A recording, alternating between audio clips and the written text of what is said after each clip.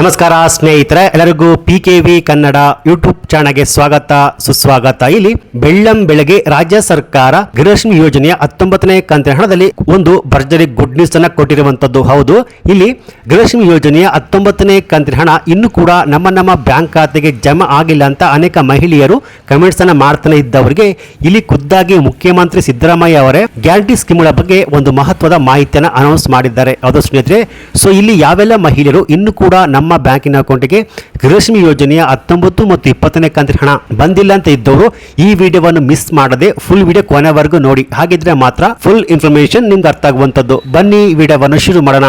ಅದಕ್ಕಿಂತ ಮುಂಚೆ ನೀವಿನ್ನು PKV ಕನ್ನಡ ಯೂಟ್ಯೂಬ್ ಚಾನಲ್ಗೆ ಸಬ್ಸ್ಕ್ರೈಬ್ ಮಾಡಿಲ್ಲ ಅಂದ್ರೆ ದಯವಿಟ್ಟು ಇಲ್ಲಿ ಕಾಣುವಂತಹ ಸಬ್ಸ್ಕ್ರೈಬ್ ಬಟನ್ ಪ್ರೆಸ್ ಮಾಡಿಕೊಳ್ಳಿ. ಹಾಗೆಯೇ ಪಕ್ಕದಲ್ಲಿ ಬರುವಂತಹ ಬೆಲ್ ಬಟನ್ ಒತ್ತಿ, ಸೊ ನಾನು ಯಾವುದೇ ಒಂದು ವಿಡಿಯೋವನ್ನು ಅಪ್ಲೋಡ್ ಮಾಡಿದಾಗ ನೀವು ನೋಡಬಹುದು. ಬನ್ನಿ ವಿಡಿಯೋವನ್ನು ಶುರು ಮಾಡೋಣ.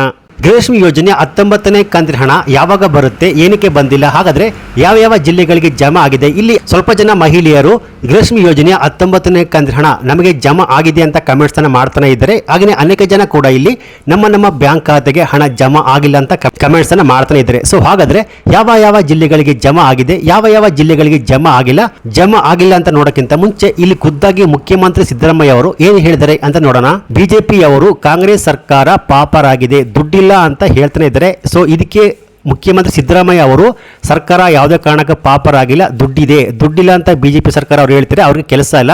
ಆದರೆ ಕಾಂಗ್ರೆಸ್ ಸರ್ಕಾರದಲ್ಲಿ ದುಡ್ಡಿದೆ. ಯಾಕೆಂದ್ರೆ ಈಗಾಗಲೇ ಗೃಹಲಕ್ಷ್ಮಿ ಸ್ಕೀಮ್ನ ಅಡಿಯಲ್ಲಿ ಒಟ್ಟಾರೆ 80,000 ಕೋಟಿ ಹಣವನ್ನು ರಾಜ್ಯದ ಮಹಿಳೆಯರ ಬ್ಯಾಂಕಿನ ಅಕೌಂಟ್ಗೆ ಜಮಾ ಮಾಡಿದ್ದೇವೆ.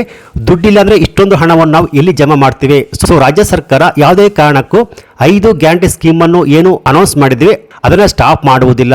ಸೊ ನಾವು ಚುನಾವಣಾ ಸಮಯದಲ್ಲಿ ಏನು 5 ಗ್ಯಾರಂಟಿ ಸ್ಕೀಮ್ ಅನ್ನ ಅನೌನ್ಸ್ ಮಾಡಿದ್ದೇವೆ, ಆ 5 ಗ್ಯಾರಂಟಿ ಸ್ಕೀಮ್ ಕೂಡ ಕಂಟಿನ್ಯೂ ಮಾಡ್ತೇವೆ, ಯಾವುದೇ ಕಾರಣಕ್ಕೂ ಸ್ಟಾಪ್ ಮಾಡುವುದಿಲ್ಲ ಎಂದು ಮುಖ್ಯಮಂತ್ರಿ ಸಿದ್ದರಾಮಯ್ಯ ಅವರು ಹೇಳಿಕೆಯನ್ನ ಕೊಟ್ಟಿದ್ದಾರೆ. ಆದರೆ ಇಲ್ಲಿ ರಾಜ್ಯದ ಮಹಿಳೆಯರು ಕೇಳ್ತಿರೋದು ಒಂದೇ, ಬಿಜೆಪಿ ಮತ್ತು ಕಾಂಗ್ರೆಸ್ ಏನಾದರೂ ಆರೋಪದ ಮೇಲೆ ಆರೋಪ ಮಾಡಿಕೊಳ್ಳಲಿ, ಆದರೆ ನಮಗೆ ಇನ್ನೂ ಕೂಡ ಏನಕ್ಕೆ ಗೃಹಲಕ್ಷ್ಮಿ ಯೋಜನೆಯ 19ನೇ ಕಂತಿನ ಹಣ ಬಂದಿಲ್ಲ ಅಂದ್ರೆ ಇಲ್ಲಿ ಸಚಿವೆ ಲಕ್ಷ್ಮೀ ಹೆಬ್ಬಾಳ್ಕರ್ ಅವರು ಆಲ್ರೆಡಿ ಹೇಳಿದ್ರು, ಗೃಹಲಕ್ಷ್ಮಿ ಯೋಜನೆ ಹಣ FD ಅಂದ್ರೆ ಫೈನಾನ್ಸ್ ಡಿಪಾರ್ಟ್ಮೆಂಟ್ ಇಂದ ಮಹಿಳಾ ಮತ್ತು ಮಕ್ಕಳ ಕಲ್ಯಾಣ ಇಲಾಖೆಗೆ ಆಲ್ರೆಡಿ 2,500 ಕೋಟಿ ವರ್ಗಾವಣೆ ಆಗಿದೆ. ಆದ್ರೆ ಈ ಹಣ DBTಗೆ ಪುಷ್ ಆಗಬೇಕು. ಸೊ ಇದೇ ಸಮಸ್ಯೆ ಆಗಿರುವಂತದ್ದು. ಹೌದು, ಇಲ್ಲಿ ಮಹಿಳಾ ಮತ್ತು ಮಕ್ಕಳ ಕಲ್ಯಾಣ ಇಲಾಖೆಯಿಂದ DBTಗೆ ಪುಷ್ ಆಗಿದ್ರೆ DBT ಮೂಲಕ ರಾಜ್ಯದ ಮಹಿಳೆಯರ ಬ್ಯಾಂಕಿನ ಅಕೌಂಟ್ಗೆ ನೇರವಾಗಿ ಜಮಾ ಆಗುವಂತದ್ದು. ಹೌದು, ಇಲ್ಲಿ ಸ್ವಲ್ಪ ಜನ ನಮ್ಮ ಬ್ಯಾಂಕ್ ಖಾತೆಗೆ ಜಮಾ ಆಗಿದೆ ಅಂತ ಹೇಳ್ತಿದ್ದಾರೆ. ಆದ್ರೆ ಇಲ್ಲಿ 10% ಇಂದ 20% ಮಹಿಳೆಯರಿಗೆ ಮಾತ್ರ ಗೃಹಲಕ್ಷ್ಮಿ ಯೋಜನೆಯ 19ನೇ ಕಂತಿನ ಹಣ ಜಮಾ ಆಗಿರುವಂತದ್ದು. ಇನ್ನು 80% ಮಹಿಳೆಯರಿಗೆ ಹಣ ಜಮಾ ಆಗಲು ಬಾಕಿ ಇದೆ.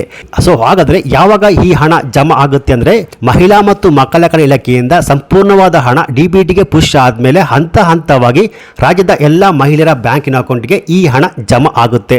ಸೊ ಹಾಗಾದ್ರೆ ಯಾವಾಗ ಜಮಾ ಆಗುತ್ತೆ ಅಂದ್ರೆ ಇಲ್ಲಿ ಸಚಿವೆ ಲಕ್ಷ್ಮೀ ಹೆಬ್ಬಾಳ್ಕರ್ ಅವರು ಹೇಳಿದ್ರು, ಇದೇ ಏಪ್ರಿಲ್ ಗೃಹಲಕ್ಷ್ಮಿ ಯೋಜನೆಯ 19ನೇ ಕಂತಿನ ಹಣ 2ನೇ ವಾರ ಅಥವಾ 3ನೇ ವಾರದಲ್ಲಿ ಜಮಾ ಆಗುತ್ತೆ ಅಂತ. ಆದ್ರೆ ಇಲ್ಲಿ ಇವತ್ತು ಮಂಗಳವಾರ ಏಪ್ರಿಲ್ 29 ಆದ್ರೂ ಇನ್ನು ಕೂಡ ಗೃಹಲಕ್ಷ್ಮಿ ಯೋಜನೆ 19ನೇ ಕಂತಿನ ಹಣ ಬಂದಿರುವುದಿಲ್ಲ. ಸೊ ಹಾಗಾಗಿ ಗೃಹಲಕ್ಷ್ಮಿ ಯೋಜನೆಯ 19ನೇ ಕಂತಿನ ಹಣ ಇನ್ನು ಕೂಡ ನಮ್ಮ ಬ್ಯಾಂಕ್ ಖಾತೆಗೆ ಜಮಾ ಆಗಿಲ್ಲ ಅಂತ ಇದ್ದವರಿಗೆ ಇನ್ನೊಂದು ಭರ್ಜರಿ ಗುಡ್ ನ್ಯೂಸ್. ಹೌದು, ಅದೇನಪ್ಪಾ ಅಂದ್ರೆ ಇಲ್ಲಿ ಏಪ್ರಿಲ್ ಒಳಗೆ ನಿಮ್ಮ ಬ್ಯಾಂಕ್ ಖಾತೆಗೆ 19ನೇ ಕಂತಿನ ಹಣ ಜಮಾ ಆಗಿಲ್ಲ ಅಂದ್ರೆ ಮೇ ಫಸ್ಟ್ ವೀಕ್ ನಲ್ಲಿ 19 ಮತ್ತು 20 ಒಟ್ಟಾರೆ 400 ರೂಪಾಯಿ ಒಟ್ಟಿಗೆ ನಿಮ್ಮ ಬ್ಯಾಂಕ್ ಖಾತೆಗೆ ಜಮಾ ಆಗುತ್ತೆ ಎನ್ನುವ ಮಾಹಿತಿ ಲಭ್ಯವಾಗಿರುವಂತದ್ದು. ಹೌದು, ಇದು 19ನೇ ಕಂತಿನ ಹಣ ಜಮಾ ಆದ್ರೆ ಇದೇ ಏಪ್ರಿಲ್ 30ರ ಒಳಗೆ ಜಮಾ ಆಗಬೇಕು. ಒಂದು ವೇಳೆ ಜಮಾ ಆಗಿಲ್ಲ ಅಂದ್ರೆ ಮೇ ಫಸ್ಟ್ ವೀಕ್ ನಲ್ಲಿ 19 ಮತ್ತು 20 ಎರಡಕ್ಕಂತ ಒಟ್ಟಿಗೆ ಜಮಾ ಆಗುತ್ತೆ.